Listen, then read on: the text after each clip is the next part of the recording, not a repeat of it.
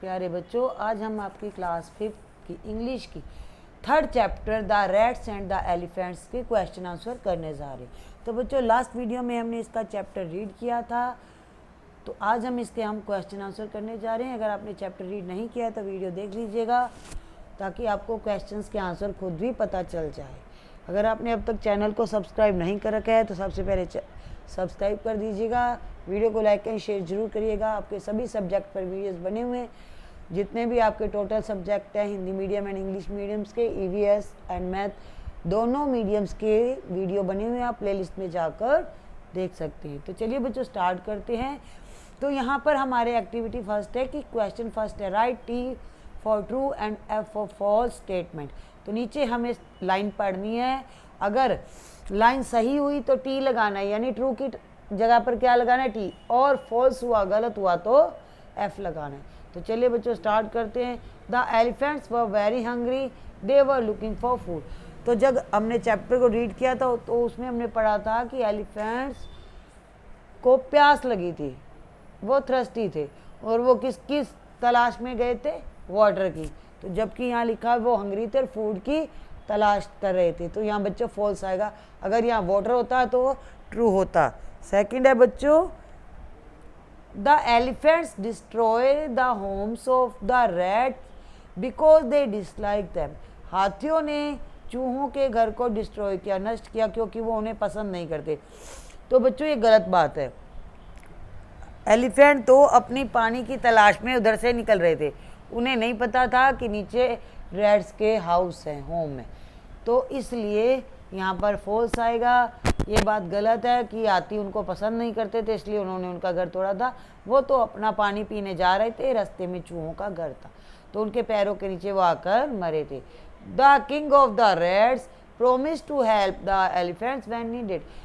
चूहों के राजा ने हाथियों को प्रॉमिस किया था कि जब ज़रूरत होगी तो वो उनकी हेल्प करेंगे। तो ये बच्चों ट्रू है।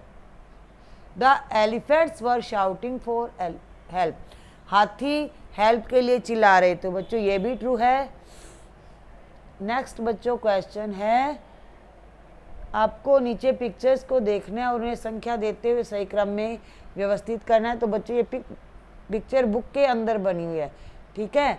तो सबसे पहले थर्ड इमेज आएगी, ये आपको फर्स्ट में क्या करना है, थर्ड इमेज लगानी है, कि सबसे पहले स्टोरी यहाँ से शुरू होती है कि एलिफेंट जा रहे हैं, ठीक है। अब सेकंड में आएगा फर्स्ट इमेज कि देखिए हाथी जा रहे हैं, तो रास्ते में जिस रास्ते वो जा रहे हैं वहाँ पर चूहों के घर है, तो ये चूहों के घर हैं और वो उनके पैरों के नीचे आ रहे हैं, दब रहे हैं। फिर बच्चों फोर्थ इमेज आएगी कि शिकारियों ने हाथियों को पकड़ लिया।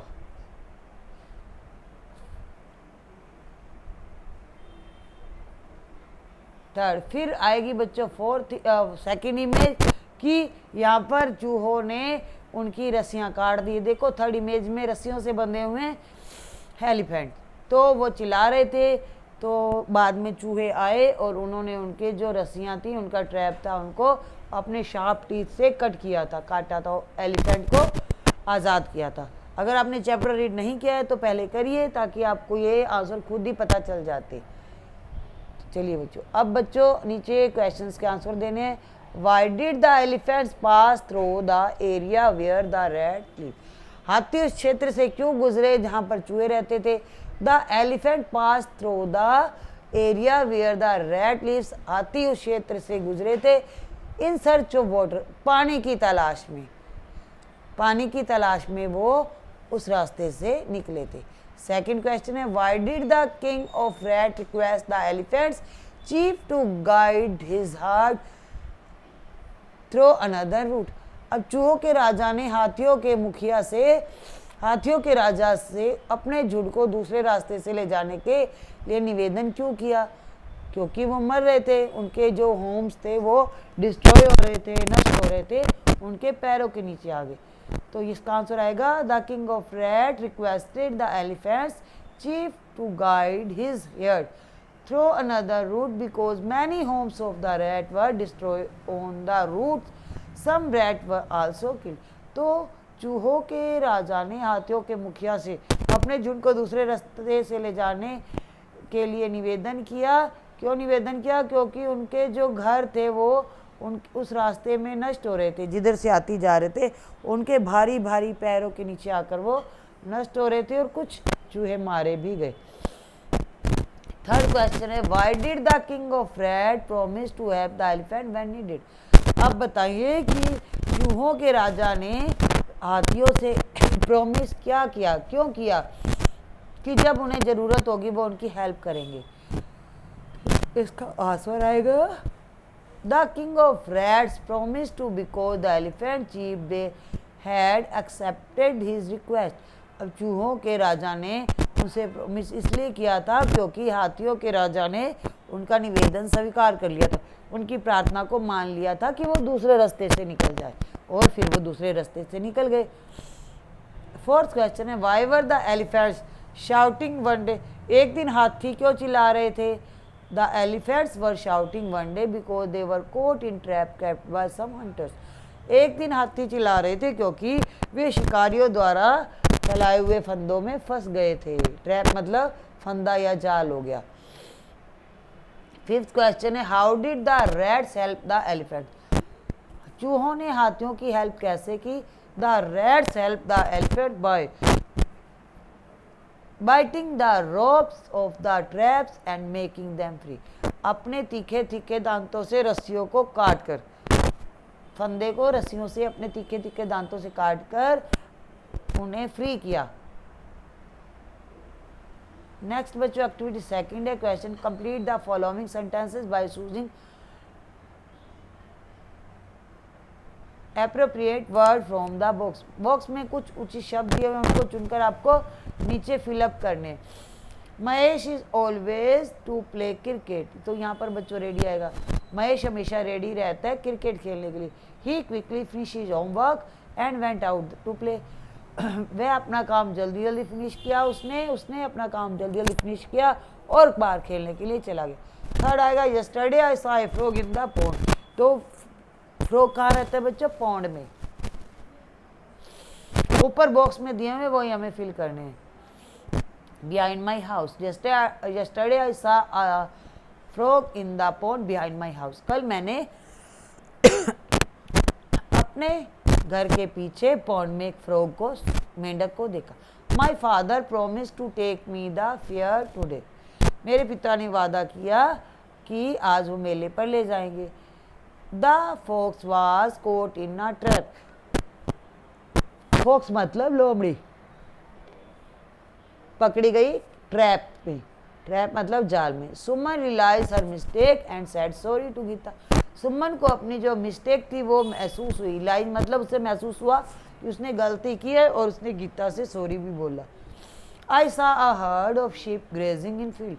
मैंने शिप मतलब भेड़ों का एक झुंड देखा चरते हुए। ग्रेजिंग मतलब चरते हुए इन द फील्ड, खेत में, मैदान में। मैंने ये भेड़ों के झुंड को देखा। The lion was about to pounce on the zebra but zebra sensed the danger and run away. Lion ने जेब्रे पे पाउंच मारा, बट लेकिन जेब्रे को महसूस हो गया कि यहाँ पर खतरा है, डेंजर है, और वो वहाँ से भाग गया। क्वेश्चन फिफ्थ है बच्चों, in the lesson you come across two word hair and hurt. Did you notice what's special about them? They had different spelling and different meaning, but they are spoken the same way. तो बच्चों यहाँ पर to word आए, HERD and HEARD। तो यहाँ पर बच्चों दोनों को एक ही साउंड में बोला जाता है, बट दोनों की स्पेल अलग अलग है और मीनिंग भी अलग अलग है। That is there no difference their pronunciation. Such word as called homophones. तो पार्ट में आपको बच्चों हमने दो वर्ड पढ़े हैं, तो आपको ये बताना है कि दोनों के उच्चारण में कोई अंतर नहीं है, तो दोनों को सेम ही साउंड में बोला जाता है, तो उनको बोलते हैं बच्चों समध्वनिक यानी होमोफोन्स। जैसे बच्चों ये है सन, तो इसको भी SON सन, बेटे को भी सन बोला जाता है, SUN सन को भी सन, लेकिन दोनों का मीनिंग अलग है, स्पेल भी अलग अलग है, स्पेलिंग भी अलग है। बेटे को सन SON बोलते हैं और सूर्य को SUN सन बोलते हैं। तो आपको कुछ यहाँ पर फिल करने हैं। Mister Jain has a daughter and a mister Jain की एक बेटी है और एक क्या है, एस-यू-एन सन है। एस-यू-एन सन नहीं आएगा यहाँ पे। There are 7 day in a week. Week का मतलब सप्ताह होता है। WEAK वीक, दोनों को वीक ही बोला जाता है, लेकिन ये वीक कमज़ोर होता है। और जो WEE के का मतलब होता है हफ्ता या सप्ताह। तो यहाँ पर आएगा there are 7 days in a week, एक सप्ताह में 7 दिन होते हैं। तो WEAK का मतलब होता है कमज़ोर या जिसमें हिम्मत नहीं होती। I could not here what the teacher said. यहाँ पर हेयर आएगा, हेयर मतलब सुनना। द लोअर रन आफ्टर, देखिए बच्चों यहाँ पे दो है, DEAR डियर, और एक है DEER। दोनों को बोलने में सेम साउंड है, डियर डियर। बट यहाँ पर जो DEAR है, डियर, इसका मतलब होता है प्रिय।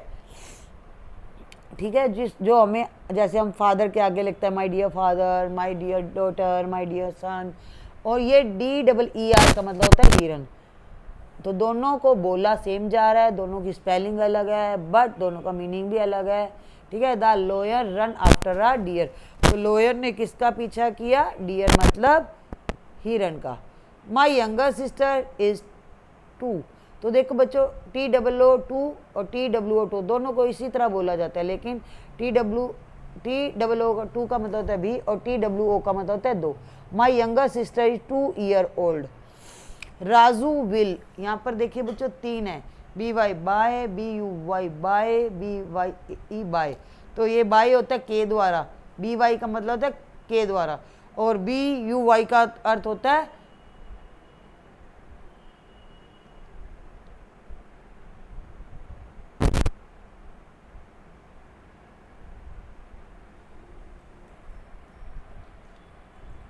इस बाय का, BUY बाय का मतलब होता है बच्चों खरीदना। बाय मतलब जब हम जाते हैं तो बाय बाय बोलते हैं, तो वो हो गया। तो Raju will buy new cap from the fair. तो बच्चों यहाँ पर देखो तीनों सेम साउंड है, बाय बाय बाय, लेकिन तीनों का मीनिंग अलग अलग है, स्पेलिंग भी अलग अलग है। नेक्स्ट है बच्चों write your name in bold letter. तो यहाँ पर बच्चों राइट मतलब लिखना हो गया। देखिए यहाँ ब्रैकेट में 2 राइट है, RIGHT, राइट, राइट का मतलब होता है सही। RIGHT का मतलब होता है सही, और WRIT का मतलब होता है लिखना। Sunil, Sunil know how to ride a bicycle. तो यहाँ पर बच्चों देखिए यहाँ पे नोज आ गया, नोज NOSE नोज होता है, ये तो नाक होती है। KNOWS का मतलब नोज का मतलब होता है जानना, जिसके विषय में हमें जानकारी हो। India one the final match. देखिए बच्चों ONE 1, WN 1, तो ये दोनों की सेम साउंड है, स्पेलिंग अलग अलग है, तो मीनिंग भी अर्थ है। ONE 1 का मतलब एक होता है, WN का मतलब होता है जीतना। इंडिया ने फाइनल मैच जीता। नेक्स्ट है बच्चों carrot is a root vegetable. तो कैरेट क्या है, यहाँ पे देखिए बच्चों 2 रूट लिखे हुए, ROOT रूट, रूट का मतलब होता है जड़, ROUT रूट, ये होता है बच्चों रास्ता, वे, जिस रास्ते से हम जाते हैं। तो यहाँ पर आएगा carrot is a root vegetable. तो कैरेट क्या है, एक जड़ की सब्जी है, मतलब कैरेट की, हम कैरेट का क्या खाते हैं, जड़ खाते हैं। There are 2 rows of plant in my garden. तो यहाँ रोज है, ROWS रोज मतलब बच्चों पंक्ति होती है, रो मतलब लाइन, ROSE रोज का मतलब होता है गुलाब।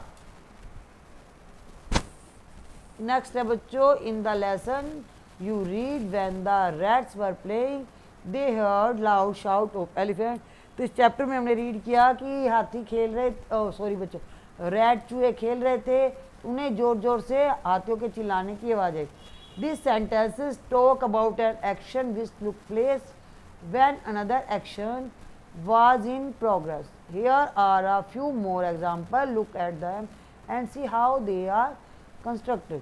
तो बच्चों पाठ में आपने पढ़ा कि चूहे खेल रहे थे, उन्होंने हाथियों के जोर से चिल्लाने की आवाज़ सुनी।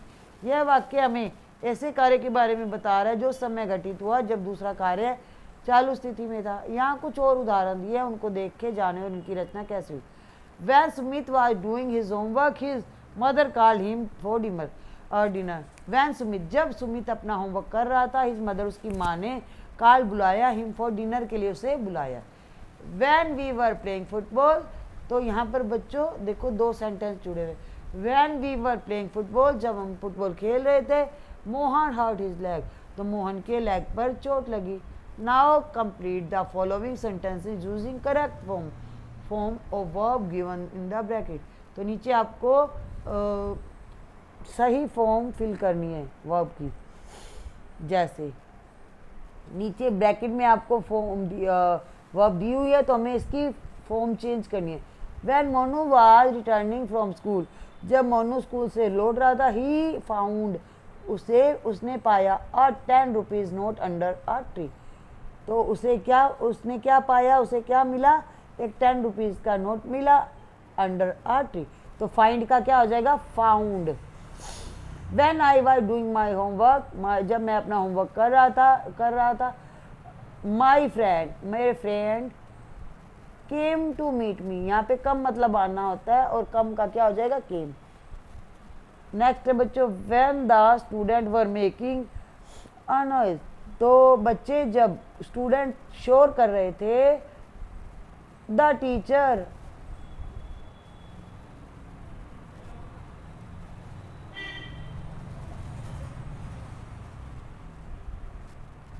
Van Meenu was feeling hungry, जब मीनू को भूख फील हुई, हर मदर, उसकी माँ ने यहाँ पे क्या पकाया, कुकड हलवा फॉर हर, उसकी माँ ने उसके लिए हलवा बनाया। कुक का क्या हो जाएगा, कुकड हो जाएगा।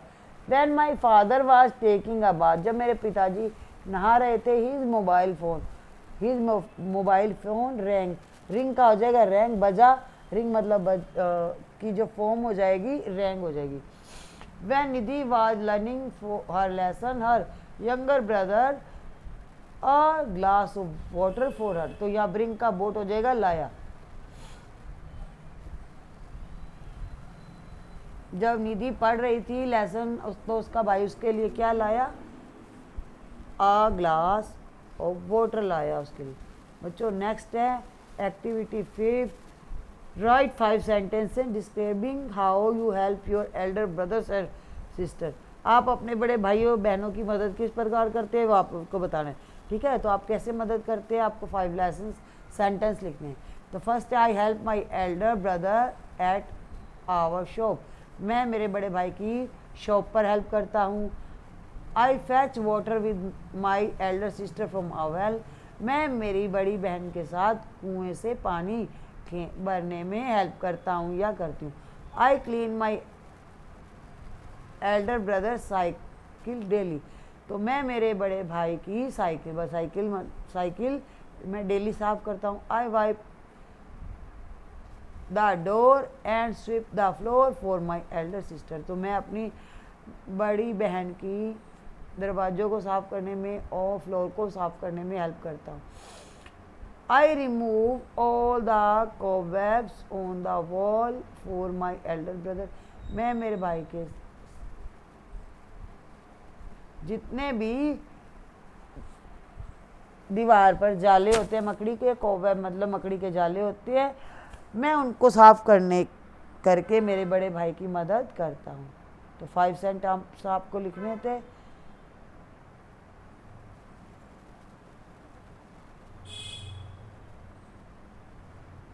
तो बच्चों नेक्स्ट वीडियो में हम इसके पैसेज करेंगे।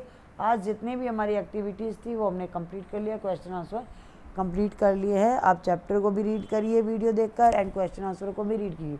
नेक्स्ट वीडियो में हम आपके लिए नेक्स्ट चैप्टर लेकर आएंगे। बाकी आपके जो अदर सब्जेक्ट है दोनों हिंदी एंड इंग्लिश मीडियम की EVS है, मैथ है, दोनों के वीडियोस अवेलेबल है, आप प्लेलिस्ट में जाकर सर्च कर सकते हैं।